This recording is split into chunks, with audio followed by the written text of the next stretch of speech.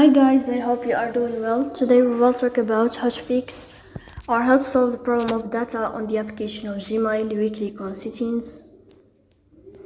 Here we click on apps, default apps, app settings. On above here you will search for Gmail app.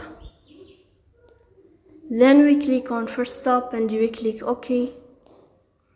Here you will enter to storage. Then we click on clear cache. In this page you will turn off your Wi-Fi and you will turn on your Wi-Fi again to fix that problem.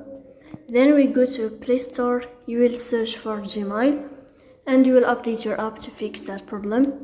So that's all.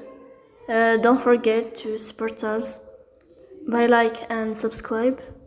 See you next time in another video, and thank you for your watching and your attention.